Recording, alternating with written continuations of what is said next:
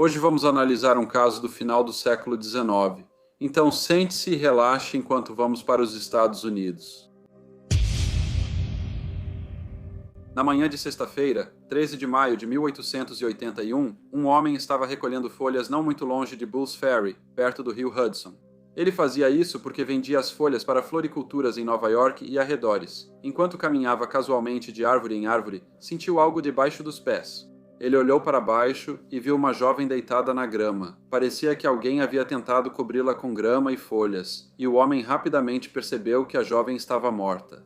Apesar de estar em estado de choque, ele conseguiu ir até a delegacia de polícia. A polícia foi muito rápida em ajudar. Eles isolaram a área e começaram a procurar por evidências. Mas só no início da tarde que o legista chamado Sr. Wiggins chegou para inspecionar o corpo. Ele percebeu que a infeliz jovem havia sido atingida por um objeto pesado. Ela tinha um corte profundo na cabeça e outro acima do olho direito. O nariz dela estava quebrado e o crânio fraturado. O legista não pôde confirmar a idade da vítima, mas sugeriu que ela tinha mais de 25 anos e morreu cerca de 10 dias antes de o corpo ser encontrado. O corpo foi então levado de volta ao necrotério, e foi lá que a pobre jovem falecida permaneceu, não identificada, pelos próximos 5 dias. Na quarta-feira, 18 de maio, um cavalheiro chamado Sr. Simon Muller, que era dono de uma tabacaria na Rua Oeste 13, número 502, em Nova York, foi ao necrotério com sua cunhada, uma senhora chamada Maria Schmitz. Ele foi acompanhado até lá por um sargento da polícia após relatar o desaparecimento de sua esposa. O nome de sua esposa era Filomena, mas todos a conheciam como Mina. Ele contou ao sargento que não morava mais com a esposa, que era muito atraente. O Sr. Muller e a Srta. Schmitz foram levados para ver o corpo da jovem encontrada perto de Gutenberg 5 dias antes, chorando em silêncio. A Srta. Schmitz estava abalada e não entrou na sala onde o corpo estava. Já o Sr. Muller confirmou que a falecida era sua esposa. Em seguida, mostraram-lhe um vestido e algumas joias. Ele assentiu com a cabeça e disse que ambos os itens pertenciam a ela. Apesar da angústia do Sr. Muller e da Srta. Schmitz, o sargento queria avançar logo na investigação da morte da jovem.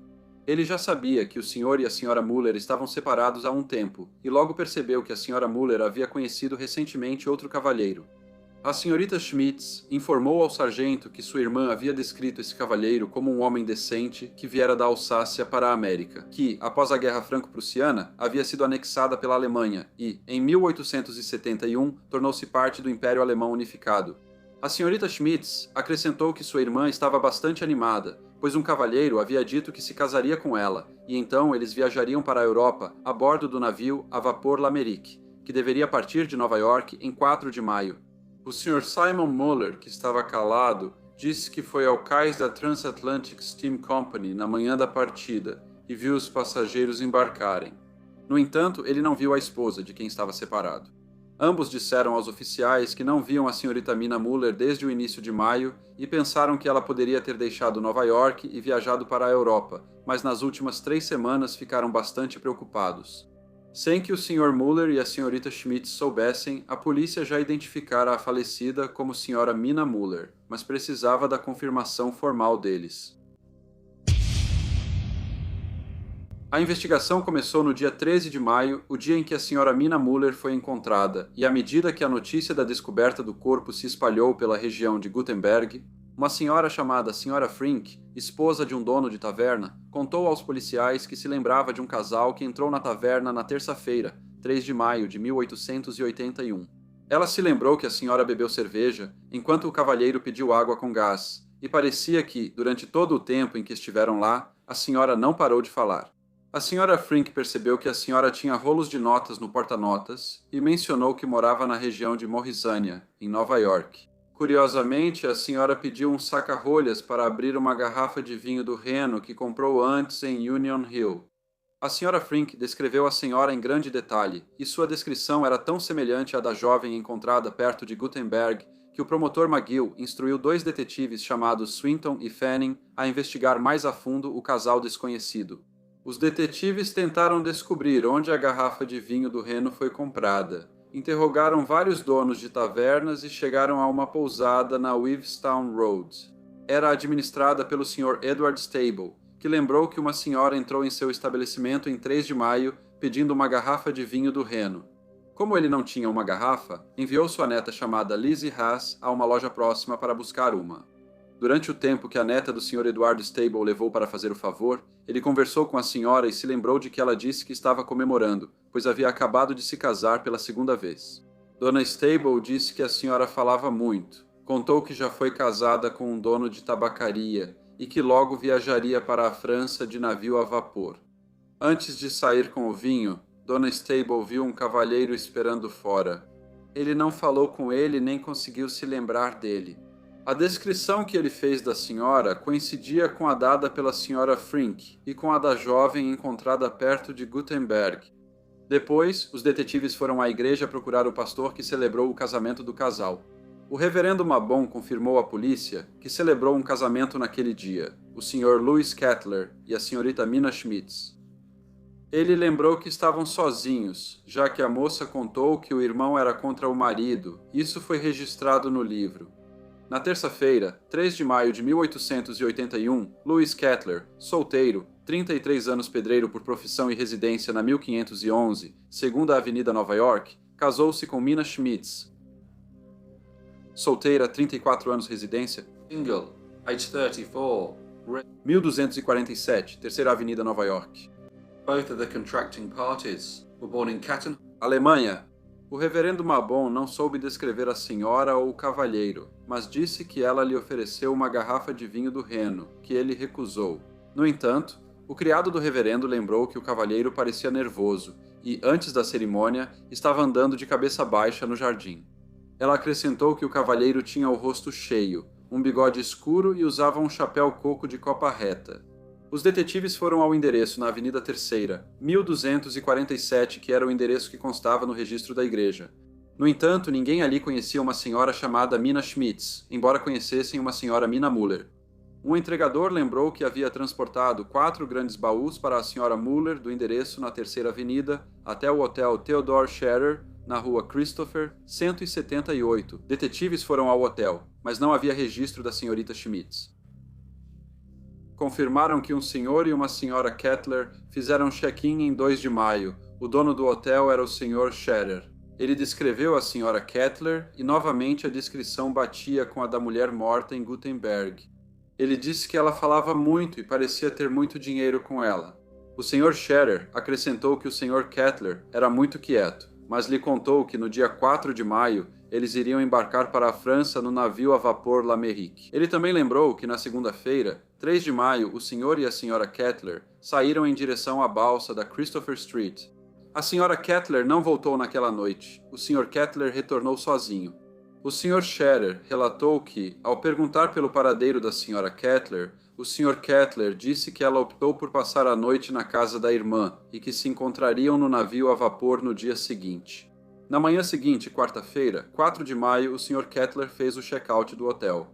Os detetives descobriram mais sobre a Sra. Kettler, confirmando que ela era, na verdade, Mina Muller. Ela se casou em 1874 e, por quase 4 anos, residiu na Rua 39 Oeste, número 338, onde seu marido, o Sr. Simon Muller, tinha uma tabacaria. Eles se separaram em 1878 e, depois de morar por um tempo em um apartamento próximo, a Sra. Muller deixou a região ao conseguir trabalho em um açougue na Terceira Avenida. Em abril de 1881, o Sr. Muller vendeu sua loja e se mudou para a Rua 13. A Sra. Muller tinha um irmão e, pouco antes de ir para a França, ela o visitou e disse que havia conhecido um bom homem que queria se casar com ela. Ela também disse que havia vendido seus móveis e agora tinha em sua posse a quantia de 116, ela se casaria na terça-feira, 3 de maio, antes de ir morar na Alsácia. O irmão dela aconselhou que não fizesse isso, pois não conhecia o cavalheiro há muito tempo e ainda não estava divorciada. Os detetives agora acreditavam que o Sr. Kettler havia assassinado a Sra. Mina Muller para roubar dela os 116 dólares e também levar suas joias. Um telegrama foi enviado às autoridades de Le Havre, descrevendo o Sr. Kettler e pedindo sua detenção por suspeita de assassinato. 2 detetives foram instruídos a se preparar para embarcar num navio rumo à França. Enquanto a polícia aguardava notícias da França, Gustavo Said, jovem jornalista do jornal de Jersey City, questionava se o Sr. Kettler realmente havia embarcado no Lamerick para voltar à Alsácia. Ele sabia que o Sr. Kettler havia deixado o hotel de Theodore Scherer na rua Christopher, 178, no dia 4 de maio, dizendo que iria embarcar para a França, mas será que ele realmente deixou Nova York? A bagagem dele foi entregue no cais? O jornalista visitou os portos, onde superintendentes informaram que naquele dia, um cavalheiro, possivelmente o Sr. Kettler, perguntava sobre uma passagem. O superintendente afirmou ter encaminhado o cavalheiro ao comissário de bordo e não lembrava da entrega da bagagem.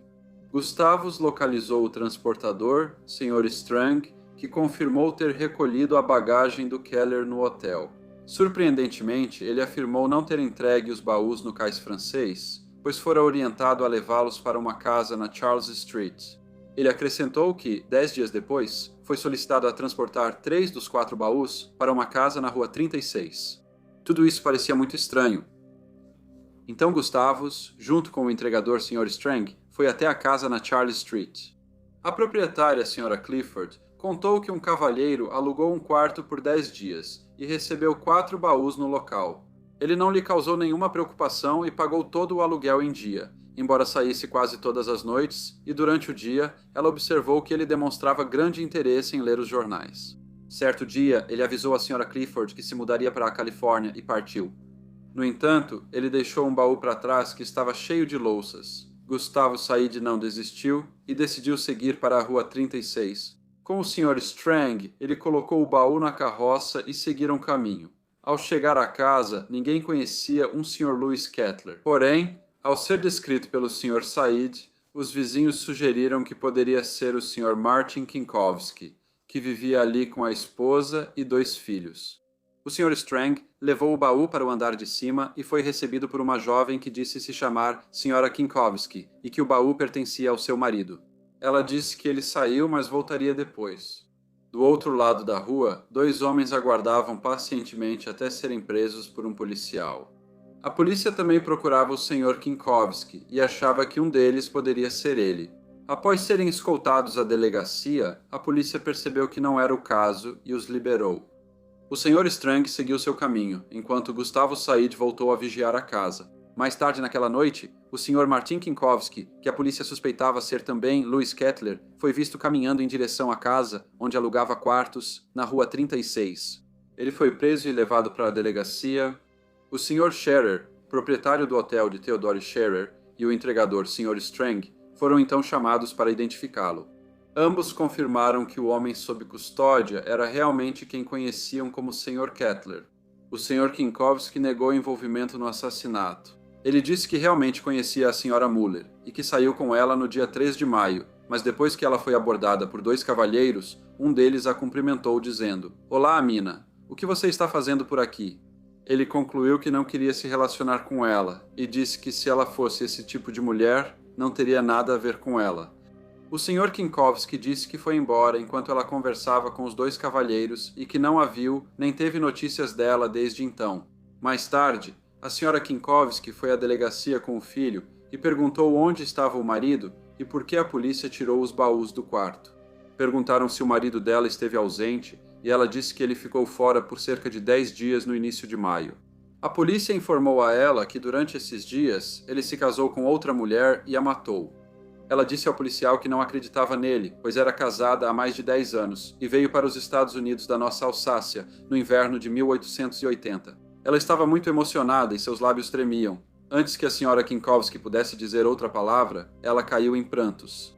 A polícia achava ter provas suficientes contra Martin Kinkowski e o acusou de assassinato. No dia 20 de maio, a Sra. Philomena Muller foi enterrada no cemitério luterano. O julgamento de Martin Kinkowski começou em 5 de outubro de 1881 no Tribunal do Condado de Hudson.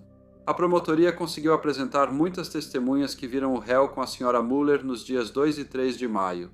Entre elas estavam a Sra. Frink, esposa do estalajadeiro, o reverendo Mabon, que casou o casal que se apresentava como Sr. Kettler e Srta. Schmitz, e também o Sr. Scherer, dono do hotel. O Sr. Kinkowski declarou-se inocente, e embora todas as provas contra ele fossem circunstanciais, A linha do tempo e os depoimentos das testemunhas pareciam indicar que ele era realmente o autor desse crime horrível. Ele achava que os dois homens com quem Mina falou em 3 de maio, pouco antes de deixá-la, eram provavelmente os assassinos.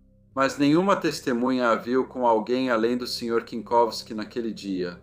Sua defesa, no entanto, fez o possível para contradizer os argumentos apresentados pela promotoria. Quando o júri entregou seu veredicto, consideraram o Sr. Martin Kinkowski culpado pelo assassinato da Sra. Filomena Muller e o juiz o sentenciou à morte. Enquanto era escoltado do tribunal, ele proclamou sua inocência. O advogado de Kinkowski recorreu do veredicto, mas o novo julgamento foi negado. No dia 6 de janeiro de 1882, Martin Kinkowski foi levado à forca. Quando lhe perguntaram se tinha algo a dizer, ele falou em sua língua nativa, o alemão, que foi então traduzido por um intérprete. Desde que o fórum foi construído, um homem mais inocente do que eu nunca esteve diante deste tribunal, e Deus sabe disso. Martin Kinkowski foi então enforcado. Olá a todos e muito obrigado por ouvirem. Como de costume, por favor, deixem qualquer comentário ou sugestão que vocês tenham e espero ver todos vocês novamente no próximo Briefcase.